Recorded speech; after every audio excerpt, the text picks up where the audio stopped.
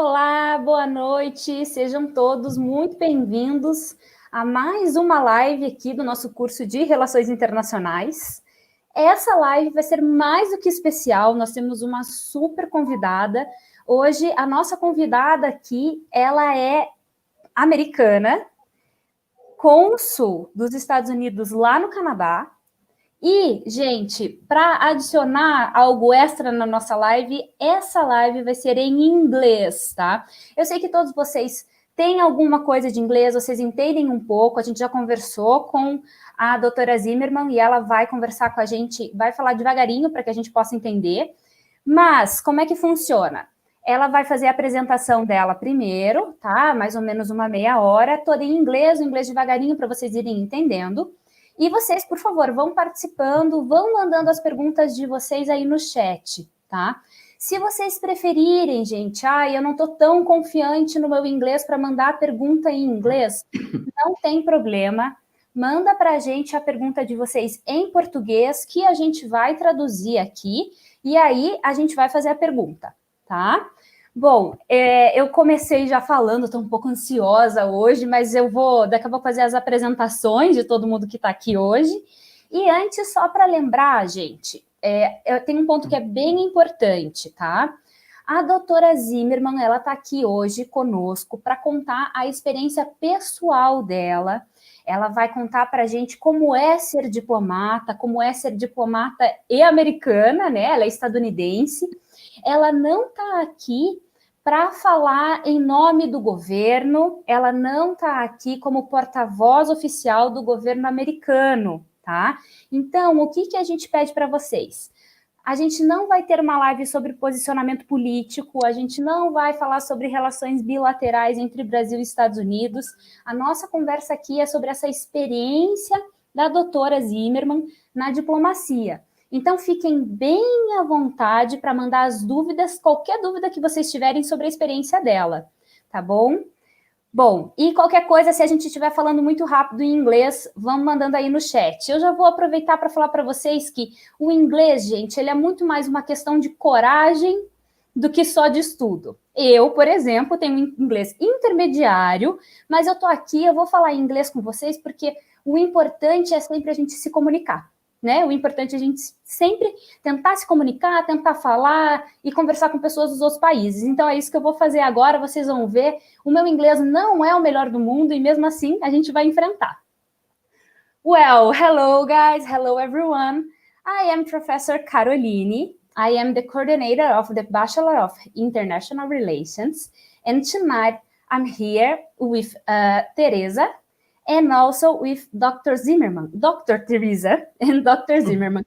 We are three doctors here today to talk a little bit about diplomatic, US, how US do diplomatics, and especially how is the experience of Dr. Zimmermann as a woman in diplomatic. So thank you, Teresa, and also I'm so glad that Dr. Zimmermann is here with us. Thank you very much for accepting our invitation, Dr. Zimmermann. I'm going to start right off the bat with a quote from Madeleine Albright, who was the first female Secretary of State of the United States. And she said something I think is very important to situate how far we have come as women in diplomacy. I quote, "It used to be that the only way a woman could truly make her foreign policy views understood was by marrying a diplomat and then pouring hot tea on an offending ambassador's lap." So thankfully, things have changed a lot since then. We still have a long road ahead to have an inclusive, fully integrated, and diverse foreign service in the United States, but also around the world. Before I begin my speech, I'd like to thank each and every one of you who is here online tonight. Thank you for taking the time to join us and listen to what I have to say. It's just my experience. It doesn't mean I know better than anyone else.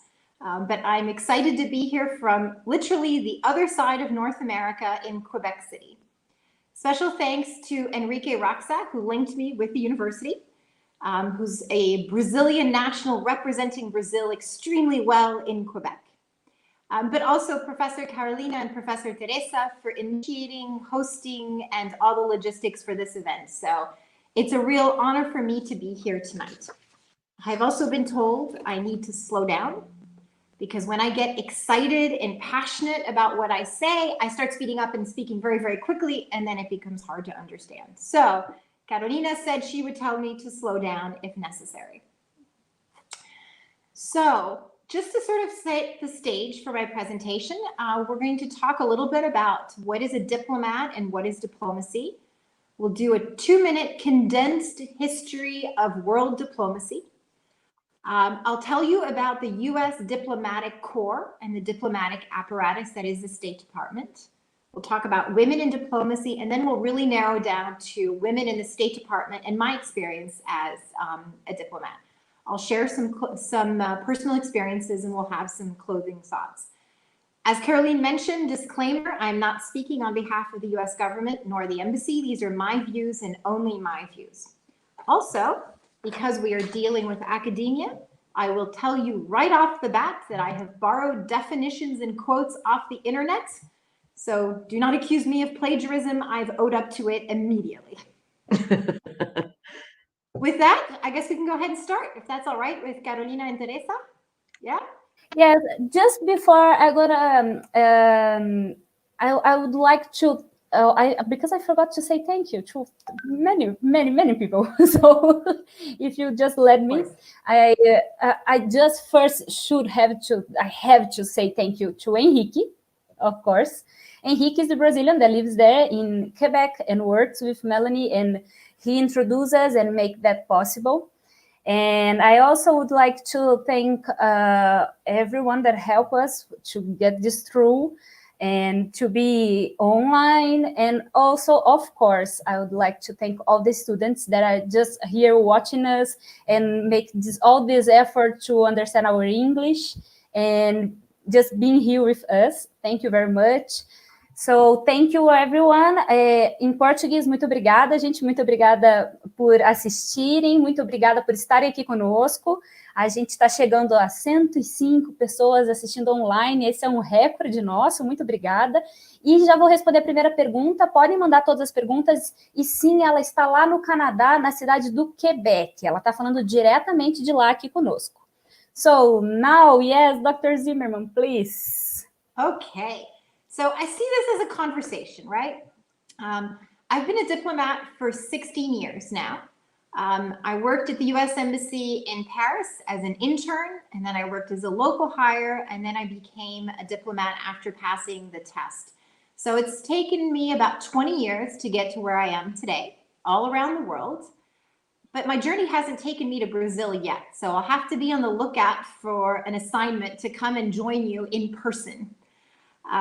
I have served in European, North American, and African capitals. I've been posted in the middle of the Indian Ocean in a small country called Mauritius. I have thrived in countries that have been racked by military uprisings. I've braved the oppressive heat of the Sahara and the Sahel deserts. I've crossed the Arctic Circle twice now. I fed a baby bottle to a chimpanzee who was the victim of poaching. I stared at a baby giraffe in the savannah, and she stared back at me. I was attacked by a presidential elephant, and I lived to tell the tale. I was taught to throw a grenade, yet much to my father's chagrin, I can't tell north from south. I know how to escape a burning building.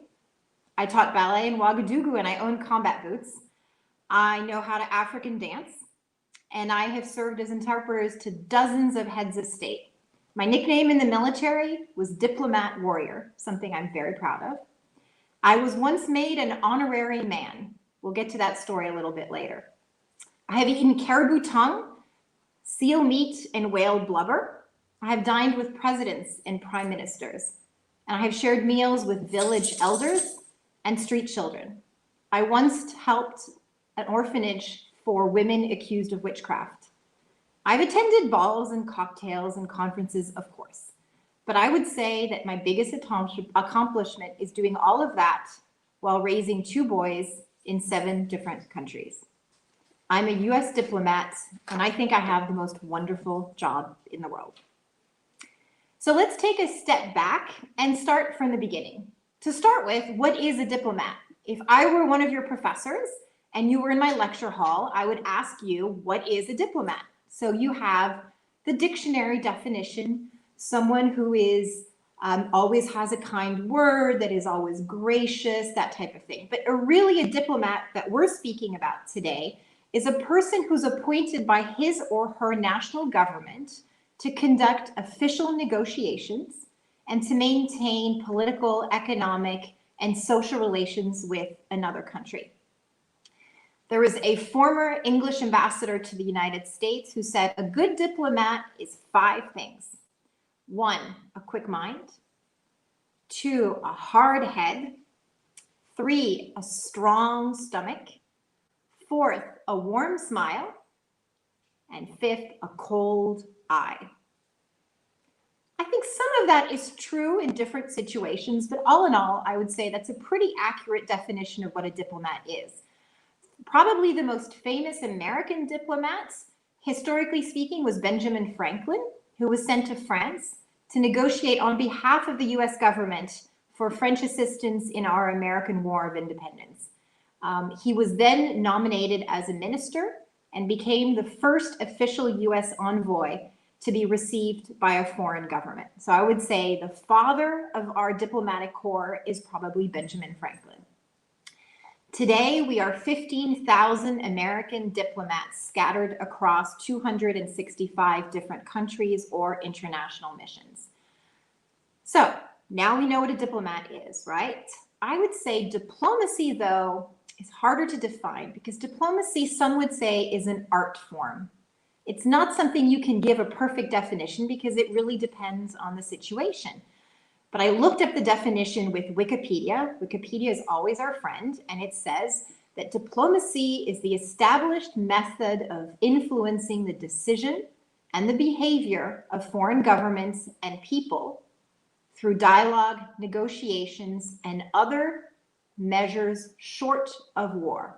So basically doing anything you can to influence a foreign government, but not war.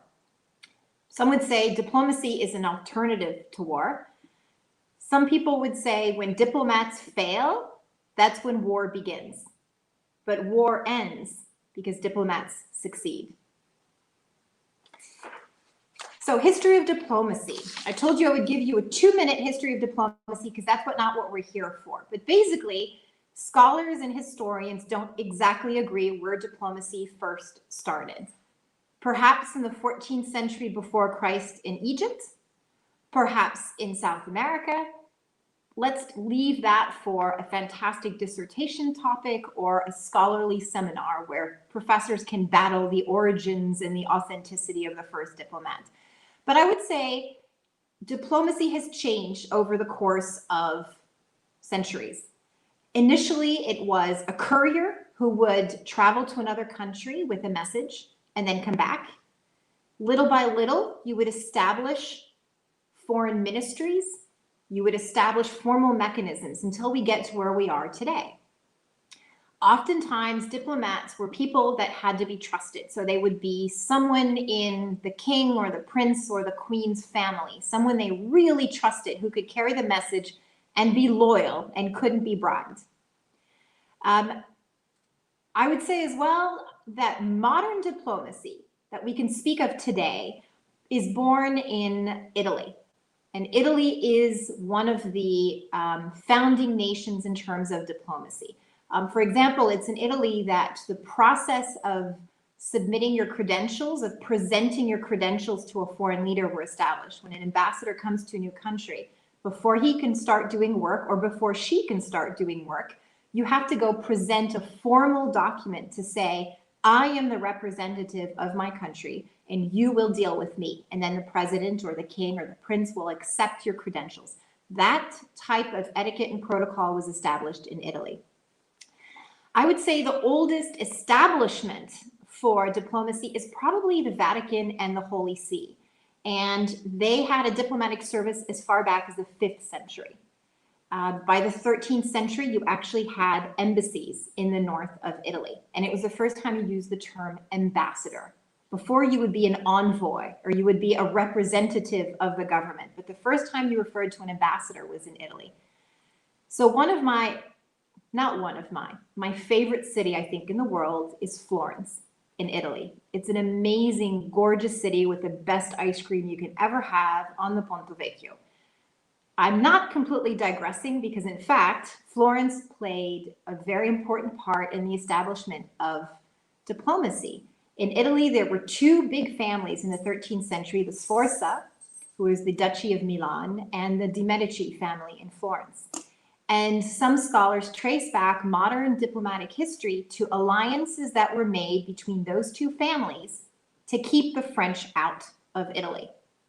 So that's another really important part in modern diplomacy. The first foreign minister who had the title was actually nominated by Louis XIV in France, and it was the ferocious, fierce, and much feared Cardinal Richelieu, who was appointed in 1616, and he created the first formal foreign ministry 10 years later in 1626.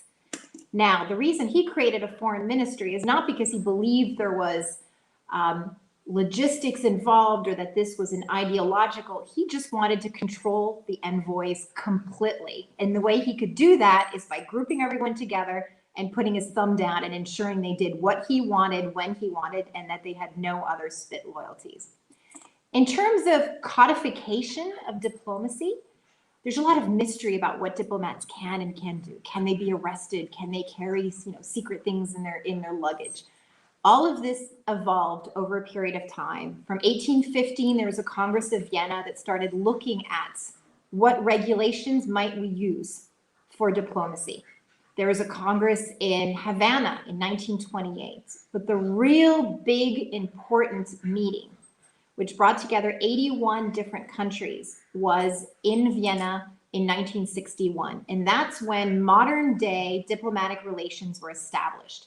And I'll read you just what the framework was. It said, the Vienna Convention provides a complete framework for the establishment, the maintenance, and the termination of diplomatic relations on a basis of consent between two independent sovereign states. So the rules and regulations, I would say the handbook for diplomatic relations today dates back to 1961 and to that convention. You know, when you see movies where someone says, you can't search my car, I'm a diplomat. Basically, they're referring to some of the clauses that are in that 1961 agreement. And oftentimes in diplomacy, you have to remind people, I am covered by the 1961 convention. You're not allowed to search my car, or you can't take a blood test when I come in your country, or you can't listen to my phone calls. I'm protected by the Vienna Convention of 1961. Now, today we're speaking in English, but is there such a thing as a diplomatic language? The answer is not really. There's not an official diplomatic language, but throughout the different centuries, languages have been used to conduct diplomacy. I would say the three most prominent languages were initially Latin, because of the importance of the Catholic Church in Europe, up until the 17th century. And then France basically took over because the elites in Europe and around the world spoke French. So the common language between most countries was French. Documents were written in French, and some of the codification of diplomatic terms like chargé d'affaires, meaning the person who is in charge of affairs at the embassy, or démarche diplomatique, which is a formal process by which you present what your country wants or doesn't want. A lot of the titles that are used in diplomacy, a lot of the technicalities that are used in diplomacy are in French. But little by little, French's power eroded and English basically took over as probably the most prominent language for diplomacy. In certain parts of the world, if you're in sub-Saharan Africa, you will probably use French more. If you're in South or Central America, probably Spanish. But in terms of global language, I think it morphed from Latin to French and probably now to English. Okay, so now we've had a really quick history of world diplomacy and what a diplomat is, so you know a little bit about my job, and we've situated you throughout the centuries. Let's look a little bit about the United States Diplomatic Corps specifically. So the U.S. Constitution, and specifically Article 2 of the U.S. Constitution, says that the power of the president includes the right to make treaties with other countries, the right to appoint American ambassadors to other countries, and to receive ambassadors from other countries to him. So those are three important parts that define what the president is allowed to do in terms of diplomacy. That being said, we are a country based on checks and balances, and so a lot of the president's power has to be confirmed by the Senate. So when a president appoints a new ambassador of the United States to Canada, for example, the Senate must approve that nomination before that person can officialize his or her job. The country with the longest diplomatic relation with the United States. I would hazard a guess that most people would not realize that it's actually Morocco. Morocco in 1777 was the first country to officially recognize the US as an independent sovereign nation. And so the longest lasting diplomatic relation of the United States with any other country is with Morocco.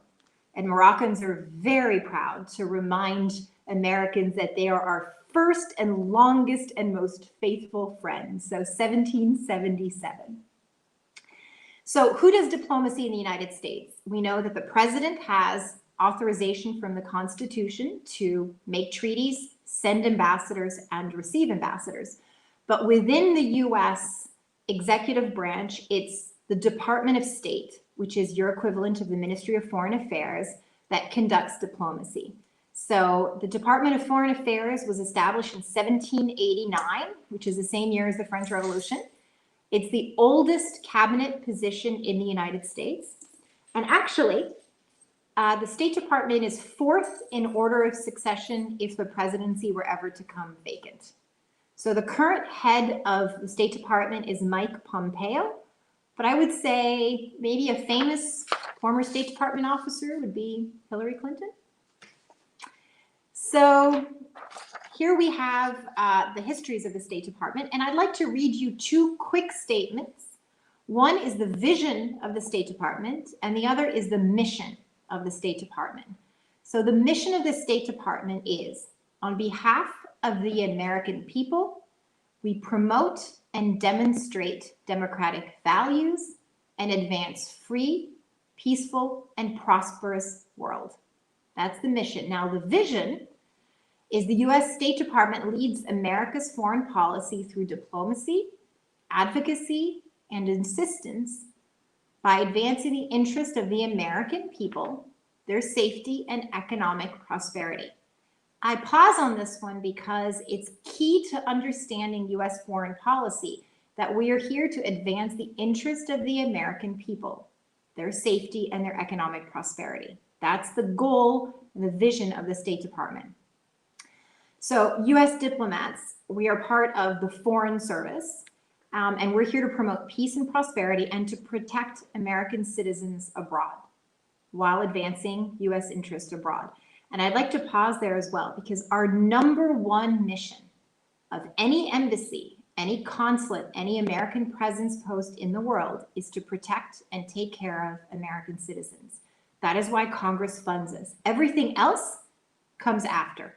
But we essentially take care of our American citizens from birth until death and everything in the middle.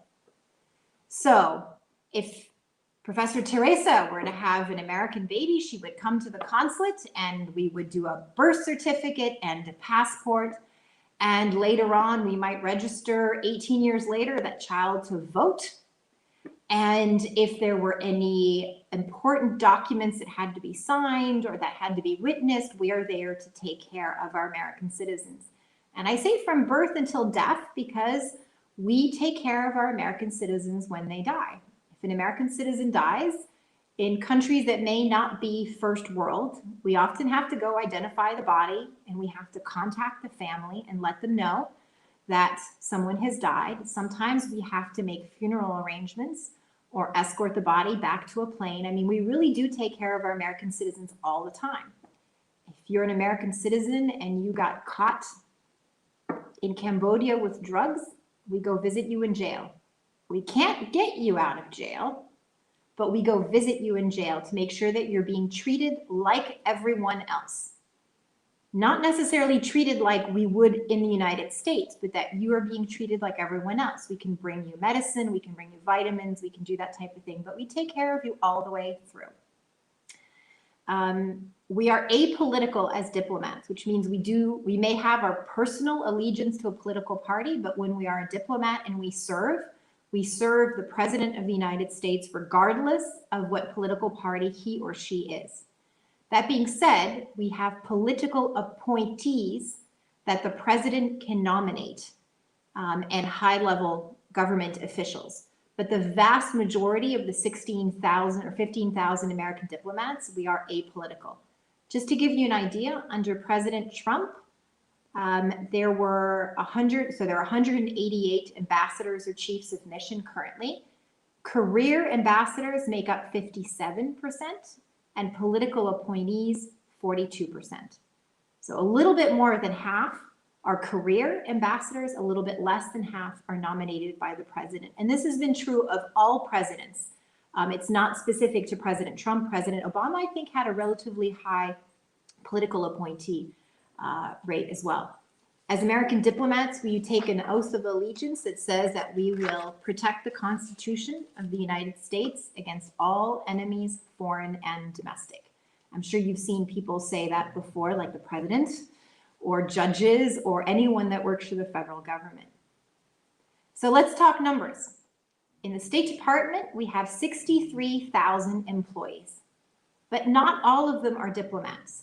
We have the vast majority who live and work in Washington, D.C., and they're part of the extremely important Civil Service Corps, who primarily lives in the United States and doesn't travel abroad. Of the 63,000, 15,000 or so are American diplomats. But you have to add to that the tens of thousands of local employees who come and who help us in our mission. So here in Quebec City, we have a lot more Québécois who are working for us at the consulate than we do have American citizens. So you have to add those numbers as the key people in all of those countries that come in who help us. And we have 265 different US missions around the world. So either consulates or embassies or representations to international organizations like the UN or the Organization for Economic Cooperation and Development. A couple countries where we do not have embassies, you can probably guess which ones those would be. Iran, North Korea, for example. We also sometimes don't have diplomatic missions in very, very small countries, just because, frankly, it's too complicated and too expensive to put them there. So when I was stationed in Mauritius, we covered Mauritius and the Seychelles. We had an American office in the Seychelles, but we didn't have any diplomats there. But still, 265 US diplomatic missions around the world. In case you're curious about how you become an American diplomat, this is something that surprises a lot of people. There are no degree requirements. You don't even need to have a high school diploma. You need to be an American citizen. You need to be between the ages of 20 and 59. You have to get through a process that can take sometimes more than a year. You have to sit written tests, competency boards, oral exam, medical, security. All of that takes a very, very long time. I looked up a statistic that said that in 1 year, 200,000 people sit for the exam, 2,000 pass the written, and only 200 pass the oral. So from 200,000 to 200. Essentially, it's between 3 and 5% of those who want to become a diplomat become a diplomat. If ever you're interested, you can go on careers.state.gov and there's all the information, but what's really neat is you can take a little test that tells you what kind of diplomat you can be. So you answer questions, and at the end it says, you should be an economics officer, or you seem like you like political. So if you want to do something a little bit fun, go ahead and take that little test. Okay, so we've covered diplomats, diplomacy, what the US does. Let's talk about what I am most passionate about, and that is women in general and women in diplomacy. So I should say right away that I am not a feminist. I'm an egalitarian. I may sound like a feminist sometimes, but I truly believe in that men and women should be given equal chances to compete, and may the best win, as long as the system is fair. So we'll start a little bit at the world, and then we'll narrow down to US diplomacy, and then we'll move on to me. So the reality is women have been involved in diplomacy for a long time, formally or informally, but there is a glass ceiling. It's the same for women in position of leadership in most companies and associations and governments around the world. There is a glass ceiling. Now, some women make it through, and that's important, and they become our role models and our mentors.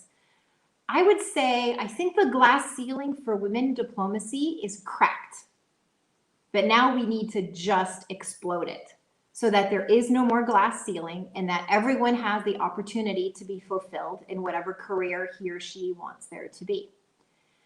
So women have been involved in diplomacy. Cleopatra, for example, she wasn't a diplomat per se, but she engaged in diplomatic relations. So I'm going to say she's basically a diplomat. But historically, women have played a secondary role in diplomacy, oftentimes as the wives of diplomats.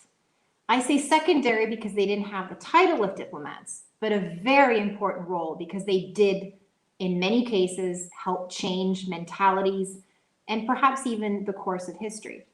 Let's not forget as well the role that women played in international diplomacy when they were married off to secure peace and treaties. Now, they weren't voluntary in many cases, they were forced, but they were there to fulfill a duty of bringing two nations to peace. The 100-Year War between England and France, basically the peace treaty included the Duc d'Anjou, I think it was his sister, Margaret of Anjou, being married off to Henry VI. So I would say Margaret was a diplomat. She secured the peace, except she didn't get to go to England and come back to France. She had to be there for the rest of her life, essentially. But women entered the diplomatic realm officially, meaning carrying the title of diplomats, just about 100 years ago. It's only been 100 years. In 1923, the Soviet Union nominated their first chief of mission as a woman in 1923. In the United States, the women got the right to vote in 1920 and were allowed into the US Foreign Service in 1922. So in 2 years, we should be celebrating the role of women and the 100th anniversary in our US diplomatic corps. France permitted women to enter in 1930. The interesting one is the UK. The UK lagged behind. The UK didn't allow women into the Foreign Service until 1946 because they were concerned they wouldn't be taken seriously by foreign governments, or they would create insurmountable administrative problems, or lastly, they might endanger the prestige of the British Foreign Office abroad. So that was the reason to keep women out of foreign service in the UK. One scholar actually said women could not keep secrets, and they faced physical risks in foreign postings. They were unable to network effectively, and they relied too heavily on emotions to function in a cerebral, rational field of endeavor. Let me repeat that. Women rely too heavily on emotions to function in a cerebral and rational field of endeavor. Let that sink in for a few minutes, and then I'll tell you if I'm feeling rational on that issue particularly. Things have changed a lot, but we do have, a ways to go Today, only 15% of ambassadors around the world, so not just American ambassadors, but of all the ambassadors that are nominated around the world, only 15% are women. For the United States, 40% of our ambassadors are women. For the European Union, 22, and for Germany, 14. We haven't quite reached parity yet. So let's talk about the United States. As I mentioned, the first female ambassador was appointed in 1922. So why were people trying to keep the US out, or you keep women out of US diplomatic corps? Well, to start with, the decisions were being made by men. That's probably going to color the decision a little bit as well. And it was thought that, women just couldn't serve in places that were unsafe, and that there were hardship tours, dangerous places to serve in, and that just women couldn't do it. They weren't cut out for it. So maybe this is where I tell you that I have spent more than 50% of my career in hardship places, in Cameroon, in Togo, in Burkina Faso. I think I was pretty much capable of doing it. I don't think being a woman made me any less effective there. So I'd say that was probably not the best argument there.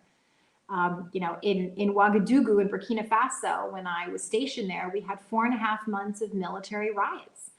We had rocket-propelled grenades flying over our house. We had every military base rebelled.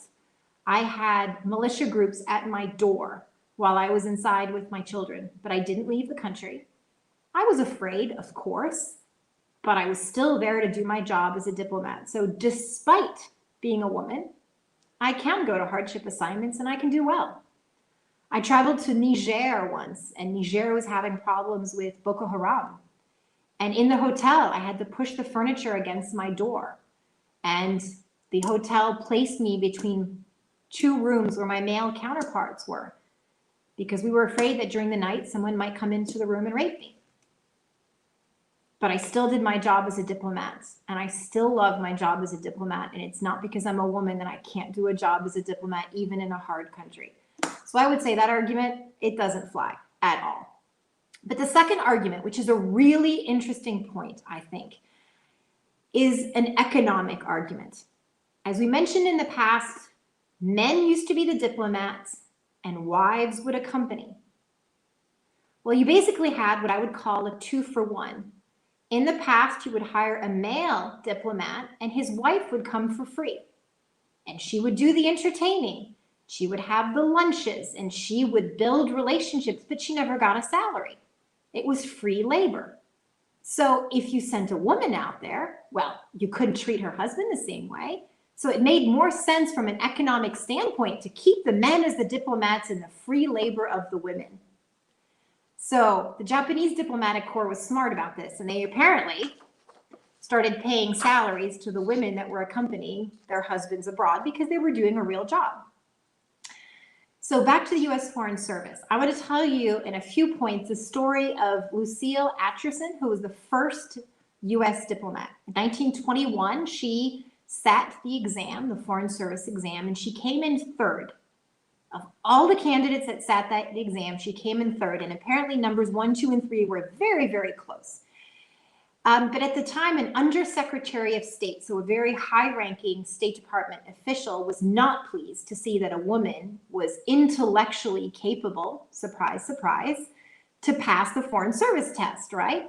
And so he said that her appointment as a diplomat established a very unfortunate precedent to consider that women were intellectually capable of passing a test.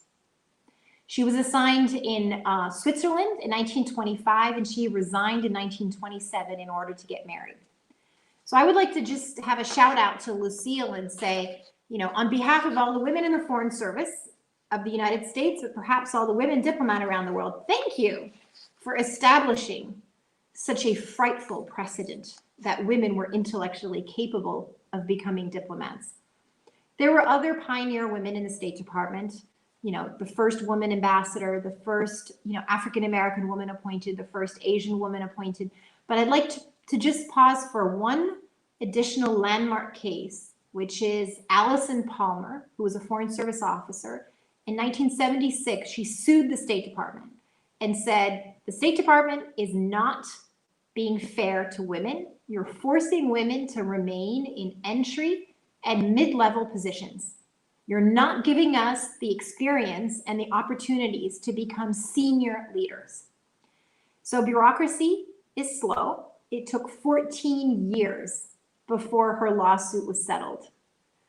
But now we have rules and regulations that say that women are supposed to be given the same opportunities as men. It's supposed to be a better system. Now, when I speak of women in the Foreign Service, I'm going to speak from a place of privilege, which is as a white Caucasian woman. All of the hurdles, all of the difficulties that I may face as a white woman would be even harder for a visible minority, for persons of color, perhaps a Muslim woman, a transgender or a homosexual woman or couples. Anything that makes you not white and male means that it is much harder historically to succeed. But the first US ambassador was in 1949 to Denmark. However, we did a recent analysis a couple years ago of all of the ambassadors of the United States in the history of US diplomacy that were sent across the world, and there were 4,600 of them. Of those, only 9% have been women. So from the birth of US diplomacy until, I think the study was in July 2016, only 9% of US ambassadors have been women. That shows you that while you've been able to come into US diplomacy since 1920s, getting to the higher ranks is a lot harder. But also, where are women being sent as ambassadors? Just being an ambassador doesn't quite define the equality or the parity of the system. If you look at the two countries where the US has sent the most ambassadors, a total of 74 ambassadors have been sent to Russia and 74 ambassadors have been sent to Spain. Zero female ambassadors have been sent to those countries. But the countries that have the highest number of female ambassadors are those that I would say are not quite as important to our US foreign policy. Liechtenstein and Micronesia. I'm not belittling the experience and the importance of having a US ambassador there, but between sending an ambassador to Micronesia and one to Russia, I would say there's probably an order of importance there that is not something you can overlook. Also, I mean, when you're sending ambassadors to Kiribati or Palau, yes, they're female ambassadors, but how often do we really have diplomatic issues with Kiribati or Palau? I mean, in Europe, I think the country where we've sent the most female ambassadors has been Luxembourg, less than 500,000 people. However, the country that has had 100% female ambassadors is the newest country in the world, South Sudan. 2 ambassadors, 2 women ambassadors. I say that with just a little bit of irony in my voice, maybe. So of the 213 postings that I looked at for today, 44 of the 213 have had no female ambassadors, none at all. So we also have to look at the increase in women ambassadors, but we have to look at where they're being sent and how important that country is to the bilateral relationship.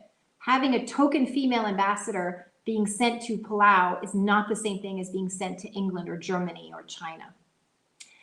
So let's take an example a little bit closer to home. I looked up the statistics on US ambassadors sent to Brazil.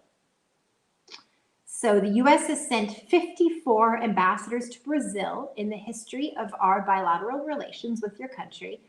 3 have been women. That's 5.6%. We could probably do better. Maybe. So the top 10 posts, the highest number of women, I'm just going to read these down really quickly, from the period of 1990 to 2018, just to give you an idea of where women are being sent. Micronesia, Kyrgyzstan, South Sudan, UNESCO, which the United States is no longer a part of, Burundi, Malta, Niger, Mauritius, where I served, Timor-Leste, and Ecuador.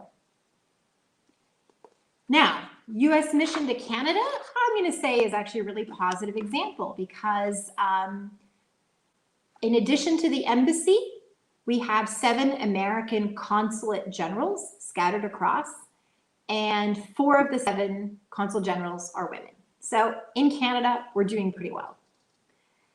So what's the issue with US women in diplomacy? You know, why aren't there more women diplomats? And why aren't there more senior women diplomats or women ambassadors, or as we just say, women ambassadors to countries that are really important to our foreign policy? So I'd like to set the scene just in terms of demographics. Women comprised 50.8% of the US population. So just above half the US population. We comprise 47% of the workforce, 40% of foreign service officers, but only 31% of senior State Department positions. So we go from 47% of the workforce to 40% of foreign service officers, of diplomats, but only 31% of senior diplomats. So we've got a little bit of work to do there. So getting in is one thing. We talked about it. Lucille was our pioneer. She got in 1922. But staying in and being promoted to the senior ranks, that's a different story. So one of the first impediments was that until 1971, if you were a woman and a diplomat and you had the crazy idea to get married, you had to resign and leave the foreign service. So you had women who had to choose whether they wanted to be a diplomat or whether they were allowed to get married. So from 1971 onwards, you were allowed to get married and stay in the foreign service. So that also skews a little bit what the career prospects could be. In 1972, the State Department stopped giving a grade or an evaluation of a diplomat's spouse. So before, you are the political counselor to San Jose, Costa Rica, and as part of your annual evaluation, your wife would be evaluated. I mean, can you imagine if someone looking at your spouse and deciding whether they have proper tea parties? Are your cucumber sandwiches firm? Are your deviled eggs seasoned right? And that affects your spouse's grade, right? Seems a little shocking to me. So today, we are 40% of the diplomatic corps is women, but not yet 40% in the senior ranks. We talked about it. But here's another interesting statistic. Of US diplomats, 40% overall are single. They're not married or they're divorced, they're single. But 57% of women are single, which is highlighting another issue we'll get into in a few minutes about just what it means to be a woman and a diplomat, and perhaps some of the choices that you have to make. If 57% of our female diplomats are single at this point, I would suppose that perhaps not all 57% thought they would be single. Some of them might have wanted to get married, but perhaps didn't have the opportunity. But let's go back to Washington for just a minute. The count of women ambassadors in Washington, there are 177 foreign delegations who have sent representatives to Washington at any given time. So let's say the ambassadorial pool in Washington of foreign ambassadors is 177. The average number of female diplomats among the 177 is 24. 24 women among the 177 male or other diplomats that are based there. The high that we reached was about 30 when Hillary Clinton was the Secretary of State, and that was called the Hillary effect, where some nations thought, ooh, she's a female Secretary of State, let's send a woman over to her. But that only reached 30 of 177. But I'll tell you a story. When I was working at the embassy in Paris as the ambassador's interpreter and as a local hire, and I decided I wanted to become a diplomat. So I took the test, the written test, and I passed. And I went to Washington and I took the Overt exam, which is an all-day assessment where they want to see how you think. Are you rational? Can you write? Can you work in a group? And at the end, they give you a place or they don't give you a place. So I was really proud because I got a position, an offer to join the Foreign Service. I come back to the embassy in Paris, and one of my colleagues, who was a white male from the northeast side of the United States, rained all over my parade. He said, well, you'll never actually know if you got in because you were good enough, or if you fulfilled a female quota and they just let you in. It's that resistance for those that are already in the Foreign Service for a certain category of foreign service officers. They just can't imagine that a woman would be their intellectual equal and capable of conducting, diplomacy. So challenges for women diplomats. This is not an exhaustive list. This is just some things to think about. And then I can answer questions about my personal experience as well. I'm going to speak about American diplomats, but it's really my experience. But I think many other diplomats, female diplomats around the world, might have similar experiences. We talk about the US State Department being pale, male, and Yale. So pale meaning you're white, male, obviously self-explanatory, and Yale that you're from an Ivy League college in the northeast of the United States. Those are traditionally the characteristics that made for a successful candidate to the State Department. Okay, that's changing. I mean, I may be male, but I'm not male and I'm not Yale. So we're changing things little by little, but that's the reputation of the State Department, right? Are there systemic biases in the State Department? Are there institutional hurdles? Yes. I mean, a system that has been dominated by men for hundreds of years is intrinsically going to have some legacy bias issues that are there. According to a recent study of women in leadership, expectations are higher for women. Point blank. We as women are expected to be better, smarter, harder working than our male counterparts. The bar is not even. To be taken seriously, women diplomats have to establish their credibility. If I walk into a room with my consul here, his name is Michael, the two of us walk into a room, people will assume that he has the qualifications to be a diplomat. I have to prove that I'm capable of being a diplomat. That credibility factor is huge. If we can't walk into a room and have the same treatment, the playing field is not straight. I'll tell you, I was in Burkina Faso and I was being introduced. I was the political military advisor, and I was being introduced to a group of generals and colonels in the Burkina Faso military.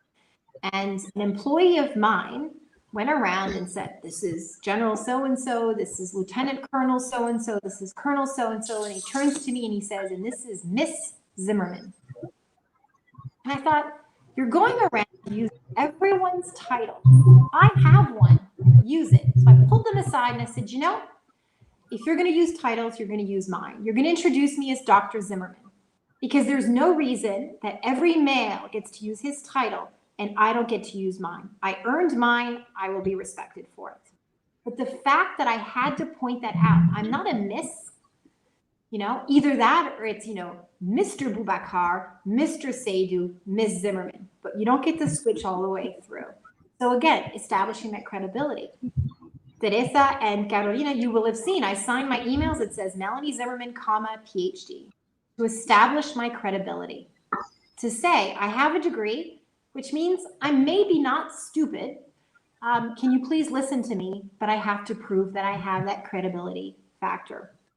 There's still that bias. I would say some of the biases that used to be very overt in the past, that you could say something right out there and no one cared, a lot of those biases probably still exist, but they're much more covert. They're much more almost subversive. You sort of listen and you go, wait a second, that wasn't right. He shouldn't. Situational sexism. It's a term that I love, right? Situational sexism, it basically is, well, we can't send a woman to Saudi Arabia because, the Saudi government may not want to talk to a woman. Okay, but we're the United States government. Why are we even taking that in consideration? I remember when the first female ambassador was sent to the Vatican. I was like, well, you're sending a woman to the Vatican? Well, why not? Well, it's, Catholic Church, it's all men. So doesn't mean I can't send the representative of the United States as a man or a woman. You're not necessarily a man or a woman. You're a diplomat. An assignment officer in 1966 was quoted as saying, "I'm surprised we would even consider sending a woman to Africa." So bringing it back to my experience, Cameroon, Togo, Burkina Faso, Mauritius, and the Seychelles, my entire career, with the exception of Quebec City, has been on Africa or in Africa. So I'm glad they considered sending a woman to Africa, and lots of women to Africa, because we do a really good job there. The evaluation and promotion system. This is one that I have actually say lived firsthand. There's a 1980 article called, and pardon my expression, but this is the article by Lois Roth, called "Nice Girls or Pushy Bitches: 2 Roads to Non-Promotion." And it basically said, if you're too nice, you won't get promoted. And if you're too good and you scare the boys, you won't be promoted, right? It talks about how leadership qualities are considered male qualities, not leader qualities, but male qualities. And so if a woman shows those same leadership qualities, she's an imposter, or she's usurping the position of another man. Or the same quality for a woman as a man will be something regarded and for a man, and it will be criticized for a woman. I was once told, you're a little too direct. You're actually, you're kind of aggressive in your communication style. No, I'm not. I'm direct. I'm telling you what I need, and I'm telling you how I want it and when I want it. That's not being aggressive. That's being direct. My male counterparts could do exactly the same thing, and everyone say, "Oh, very good, clear communication style. We applaud that." Same behavior, 2 different ways of looking at it. But I mention this because as the State Department is a little bit like the military, it's an up and out system. You're evaluated every single year. And if the very basis for which you're being evaluated is different for a woman and a man, of course it's going to play on your long-term career. If you're looking to pick a deputy chief of mission, like the number 2 of an embassy, and someone says, "Well, she's a little too direct in her communication style," and my male counterpart who does the same thing is very clear, which one are you going to pick? Even though we have the same behavior. So sometimes you have the choice of being too nice or being too pushy, but neither one really pleases anyone. That being said, more and more women in the Foreign Service are having their voices heard and refusing to be decorative wallflowers at a reception, right? How about societal? Family or career? Do you have to choose? There's a question, can you have it all? I would propose that you can have both, family and career, but you'd better be a very good juggler, and you have to be very flexible. If 2/3 of your career as a diplomat are based abroad, who takes care of your aging parents? Oftentimes that role falls to women. Do you sacrifice your children's education? And I put sacrifice in quotation marks. Can you reconcile being a woman and a diplomat and being abroad? Can you strike a work-life balance? Of course, we have biological differences. Men and women aren't the same. I don't want to be a man. I realize there are things I can and can't do because I'm a woman. But for example, pregnancy overseas, you sometimes have to choose whether you start a family, when you start a family, based on where you are.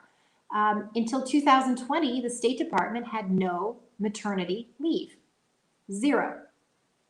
So you have to accumulate enough vacation time over a period of sometimes 10 years before you have enough vacation in order to be able to have a baby. So I was pregnant with my son in Cameroon. The State Department said there's no way you're having a baby in Cameroon. The health system can't compete with, can't do it. You have to go. So then you're gone for almost 4 months before you can have the baby, come back. 4 months when the State Department officers at the beginning of their career only have 2 weeks of vacation a year. Do the math. How many years do you need to accumulate your vacation before you can choose to have a baby? Thankfully, things have changed since then. But that was really a concern, and a lot of people keep pushing back having a family. There have been discussions in sort of listservs of women who are freezing their embryos because they're afraid that it's never going to be the right time. And yet, if they want to have a family and they're not married, or it's not the right time and place, then they need to take some serious precautions, I guess, to make sure that they can have a family later. So there's that societal work-life balance that's doing that. Host country. Depending where you go as a woman, you may or may not be welcome in the same way. The assumption is the woman is the secretary and the man accompanying her is the diplomat. When I was in Mauritius, how many times did I walk into a room with a junior officer, so someone whose first time was an ambassador, but who was a man and who was a little bit older, and they would always turn to him and say, "Oh, Dr. Zimmerman," and you're like, "No, it's me." "Oh, we didn't realize that." "Yes, because you made an assumption that as the woman, I must be the secretary. I can't possibly be the diplomat or the senior diplomat at that."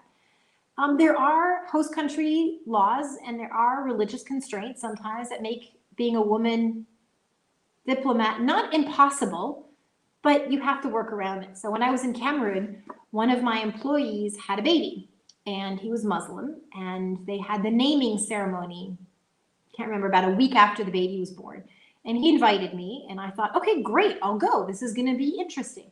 But when I arrived, there was a dilemma. All the women were in the kitchen serving the men, and all the men were in the living room. So what do you do with Melanie? She's a diplomat, so we can't really put her in the kitchen, but she's not a man, so we can't really put her in the dining room or living room. So the decision was made that I had achieved the enviable status of honorary man for the day.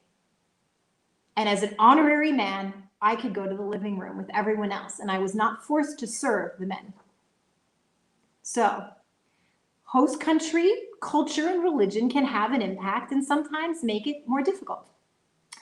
The job itself, hardship jobs, if you have to serve in hard countries, if you have to serve in places where your children can't come, you have to make a decision as a mother whether it's acceptable for you and your family to be separated from your children. And what does your extended family think of it?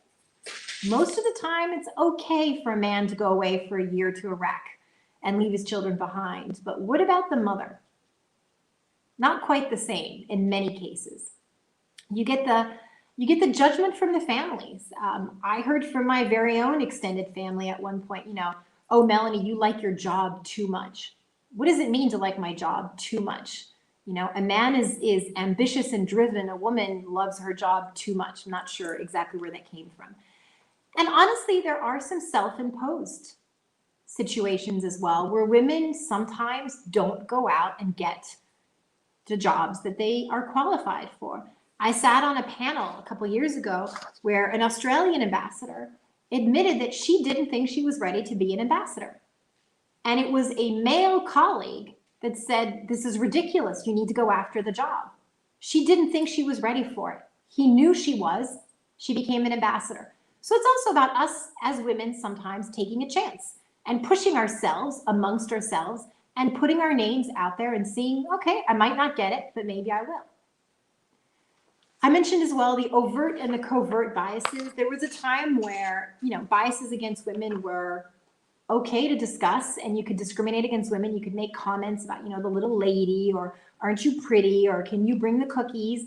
Now you're not allowed to say that anymore, but it doesn't mean that those biases don't exist, and that sometimes the ones you can't hear might also be somewhat problematic. A couple closing thoughts. Women are important to diplomacy, and women are good at it. I'm going back to Madeleine Albright, our first female Secretary of State, who said women are particularly good at diplomacy because diplomacy requires a human touch. Women are much better at having a peripheral vision and multitasking and having the capacity of saying it the way that it is. Many of our best diplomats are women, although men can do it too. So women have qualities that are sometimes seen as female qualities, which make them exceptionally good diplomats. So we've come a long way since diplomacy had its professionalization, I would say, in the 5th century in the halls of the Vatican. We've come a long way since the 1920s when women broke into official diplomacy. If it weren't for those women who fought for the right to be diplomats, I wouldn't be here nearly 100 years ago. But there are still a lot of challenges, and not every country values women in the same way. And there's some places where I can't even shake hands with my fellow foreign diplomats because I'm considered as beneath them. 3 closing thoughts, and then we can go on to questions. In my view, the US diplomatic corps has an obligation to look like a slice of American society.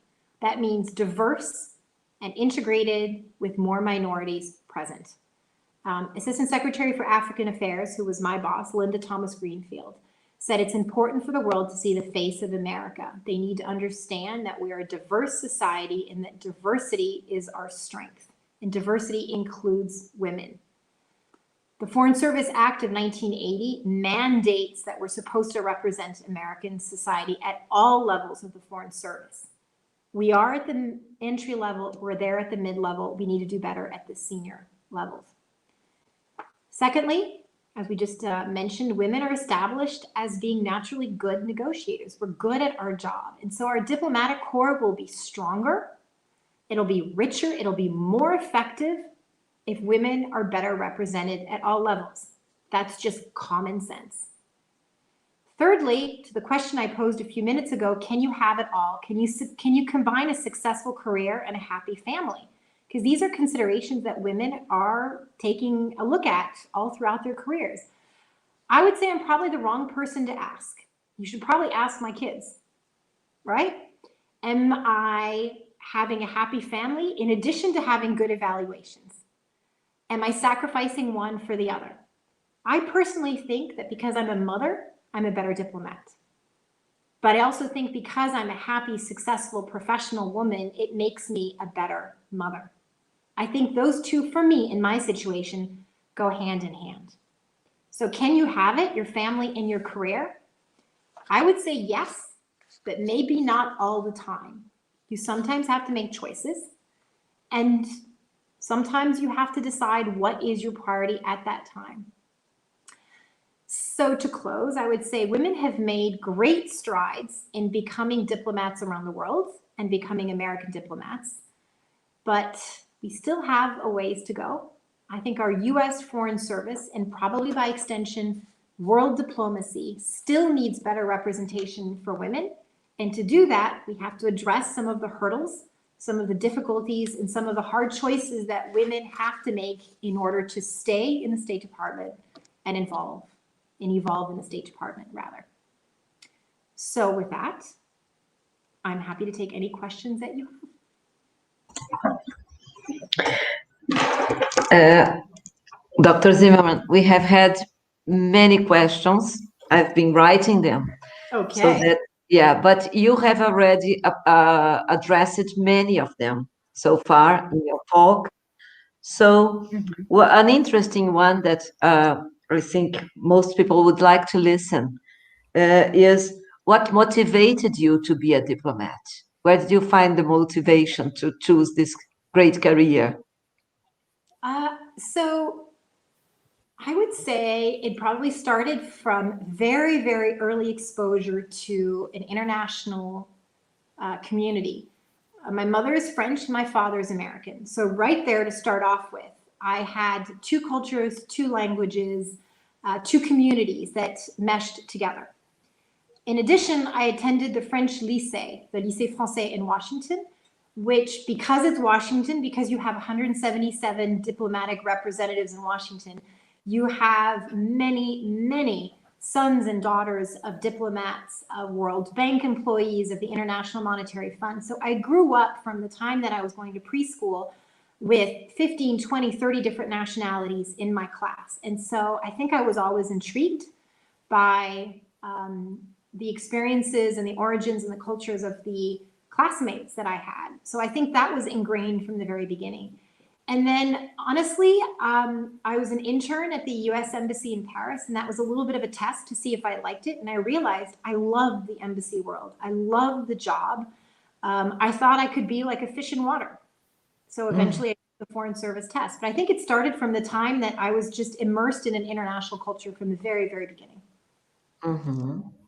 And two similar questions about challenges and about difficulties. So what was the biggest difficulty you had to overcome as a diplomat?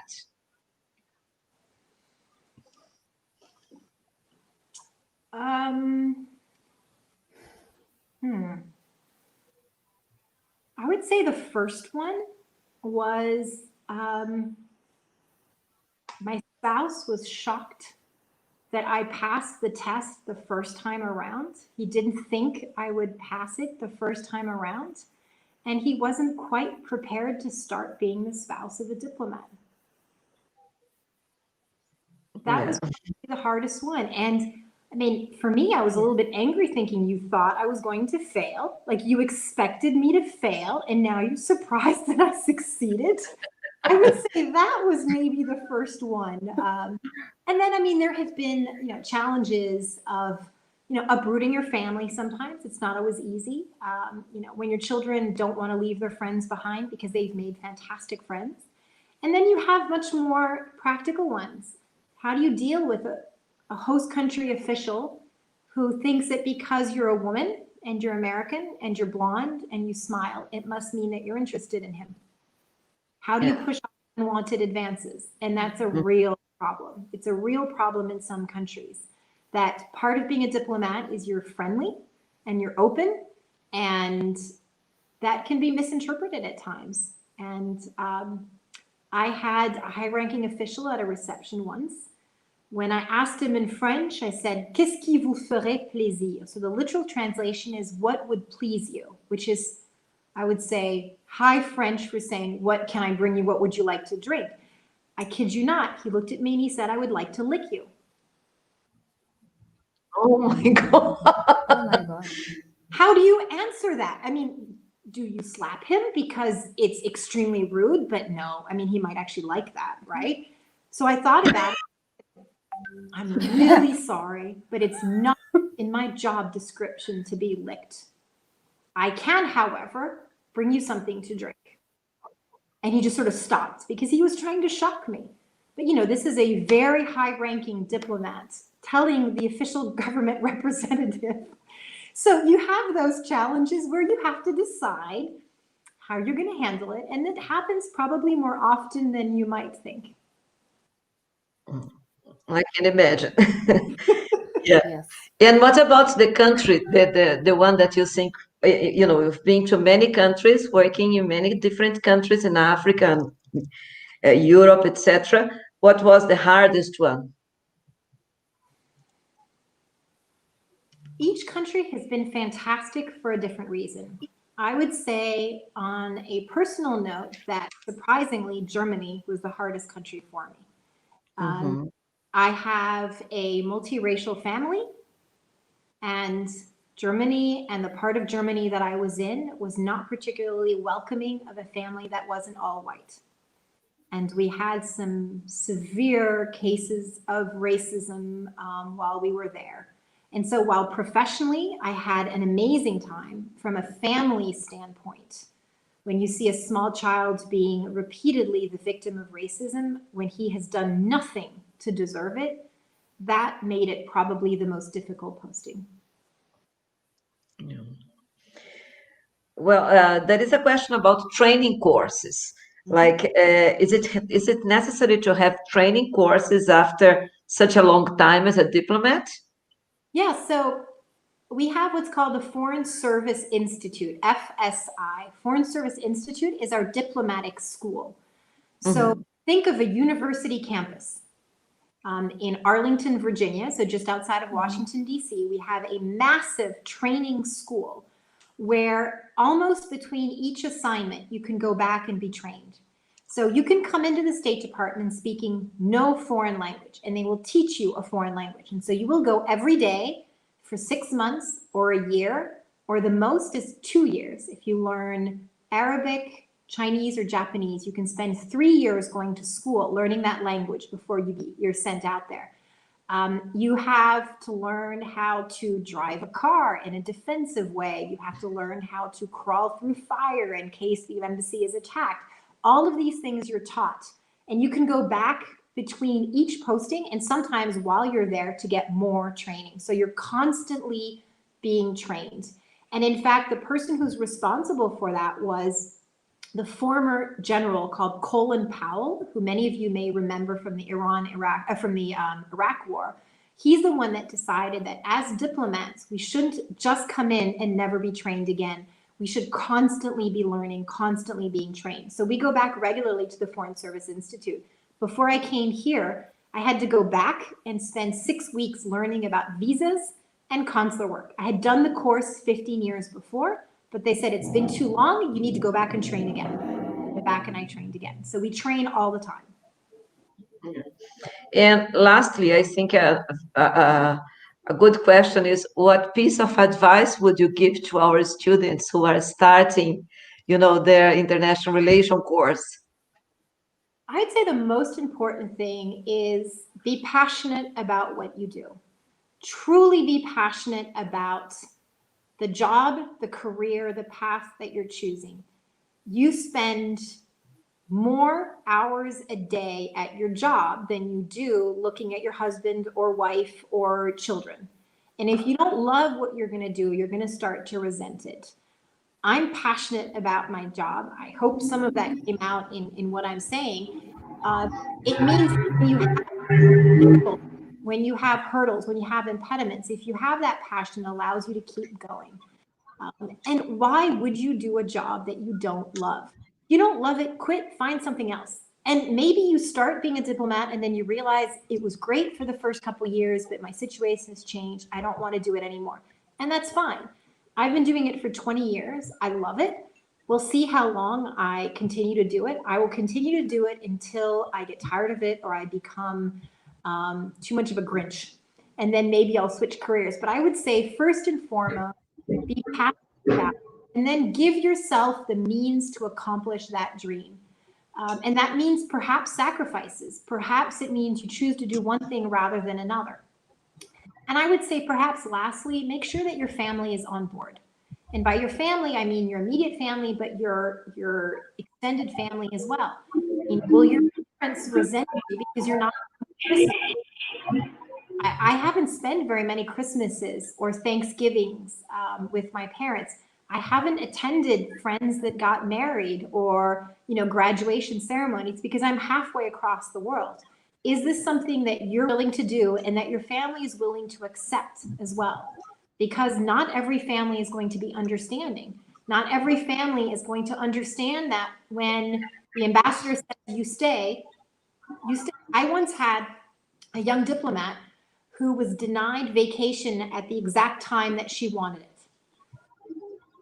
Her mother called the ambassador to say, you need to give my daughter vacation. And I mean, it was ridiculous. You have a professional woman and her mommy is calling the ambassador to say, please give vacation time to my daughter. When you're a young officer, just like if you're new to an office, you don't get first pick of vacation. The people who have been there longer get the first choice, So you have to be ready to make some sacrifice. I think today with Facebook and Instagram and WhatsApp, it is so much easier to stay in touch with your family. Have your grandma and grandpa look at their grandchild grow up, or to show them what your apartment looks like. But it didn't even when I started. When you're being charged $10 a minute to speak to your child in Cameroon, you do it once a week and you get it over and done with very quickly. Now that it's free, you can actually communicate. Since the COVID has hit, I think I have spoken almost every day to my parents. It's possible. It's not ideal. I would rather be with them, but I can't. So you communicate. So I think it's easier, modern method of technology, but you have to be passionate. You have to give yourself the means to do it. And I would say you have to have your family on board, understanding what it does mean to be a Foreign Service officer and what sacrifices mean too. Okay. I have to take this moment to send hello to my mother. I already told her. But she doesn't speak English, and I'm so sure she's here, but she doesn't speak in English. So I'm gonna send hello to her in Portuguese because she's so loyal to us. Mãe, um beijo para você. Eu sei que você está assistindo, mando sempre oi para você. Então, para todo mundo, todos os alunos que já sabem. And also, we have to say hello to your parents. I think they're on the right, line, Dr. but I'm not Zimmerman? sure. But if they are, yeah, maybe they watch just the 10 first minutes and then after they okay. I just gonna leave it there. It's possible. Yes, I send them a hello. Let's see if they saw it. If they are, they are for sure. They are very proud of their daughter. Definitely, congratulations. Yes, beautiful career and wonderful talk. The students are praising all the time. They are very happy. They are really. It's amazing. They said it's fantastic. So it's a And they what really like what it. you may be able to see behind me. I don't know if you can see. I have one mask from up Cameron, there. Yes. But then no, on this side, I can't see where my. You've got a little, which is the Inuit people in the Arctic, and then on the other side over here, you have the sages. So it's little sculptures of an African village with the leader, and everyone comes and talks to the leader. So this illustrates a little bit my career. You have Canada, the United States, you have Africa, you have a little bit of who I am and where I've been. Another reason to congratulate you for such beautiful way and career. And what you haven't been able to see is my dog has been trying to jump up on my lap for the entire. I heard it. I heard. Yes, I think she has something, right? That makes. I talk about traveling with my children, but I've also traveled with my dogs, and they have the status of Diplo dogs. So they have a little passport that allows them to travel around the world, and they're part of the family, so they come with us everywhere that we go. Oh, that's really nice. So, well, you have all your family together there in Canada. You have your 2 kids and your dog there with you. I don't have my parents. I don't have a lot of my friends. But once COVID is over, they have told me they will come and visit because it's easier to come to Canada than to go to Burkina Faso. That's it. Okay, yeah. I'm sure that is. I'm trying to show you some of the love that Brazilians are sending you. And people, guys, you are listening to us and you have show all the love. I'd love to show to Dr. Zimmerman that we have all Brazil here with us, and not only Brazil. I know that some of you are abroad. So please send us in the comment area, where are you from? So afterwards, we can show Dr. Zimmerman that we have all Brazil here, north, south, and everyone. Yeah, right. People from the north, from the south, sometimes they write. And even some people who are in the US are attending, are watching too. So people from all over the country, all over Brazil. And there is a very interesting thing that Raul Moraes has written. He said, the world is made by men and by men and for men. However, before they classify us into 2 separate groups, we are all human beings. Absolutely. Yeah, yes. Absolutely. Very nice quote. São Paulo, Northern, Tampa, Florida, Londrina, everywhere. And everywhere. Not to take much more of your time, Dr. Zimmerman. And afterwards, I'm going to send you all the comments. I'm going to send you. We have a lot of questions that maybe after we could write down some answers. But I have one comment here from one of our students that is really interesting. You give us a really good advice for all of us. And he is asking here, André, he is I think he's living in Europe now. He was a student for us. And he's asking, what has been the best advice that someone has given to you? I think 2 pieces of advice I'm going to say. One is just keep being you. And the second one, which is a little bit related, is someone told me you can have 500 people telling you you're doing a good job, but you tend to listen to the one person who doesn't agree with you. Stop doing that.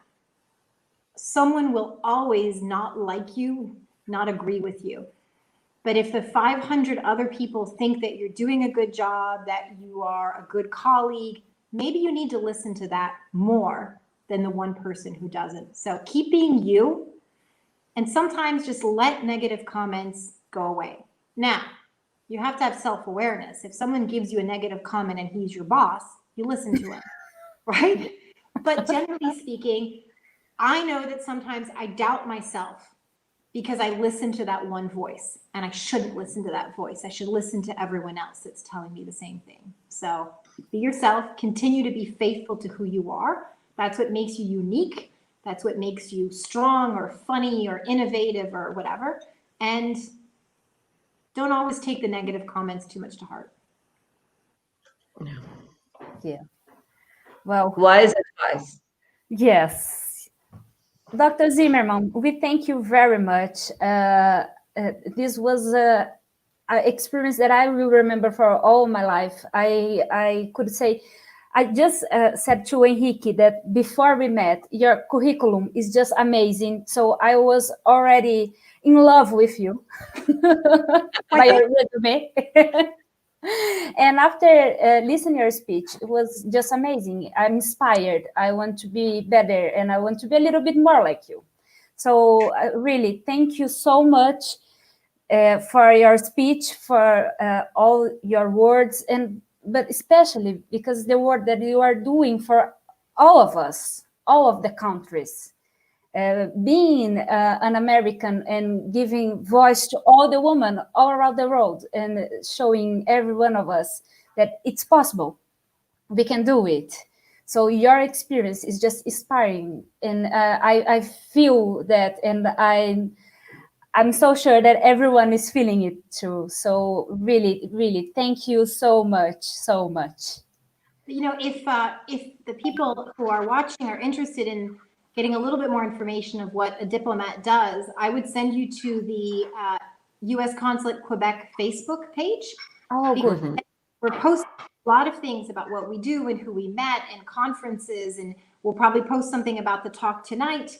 And so that gives you a little bit of an idea of what we're passionate about and what we care about and what we do every day as well. So, but That's really nice to be here too. If you can allow me to talk, I talk, you know. We already put there in the comment area for everyone the web page of the embassy. Okay. But we're gonna put also the Facebook page. That's really, really important. And a last point that I would like to say, if one day you come here, please get in touch with us. It will be a great pleasure to meet you. It would be wonderful as well. Okay. Yes. Well, thank you so much. Thank you, everyone that watched us until this time. And thank you, Dr. Zimmerman. I have no words to thank you enough for this moment. It's my pleasure. And if we can inspire one person tonight, then our job is done. Yeah. Yes. So That's it. thank you again. Good night to all of you. Bye-bye. Good night. Goodbye, guys. Thank you very much.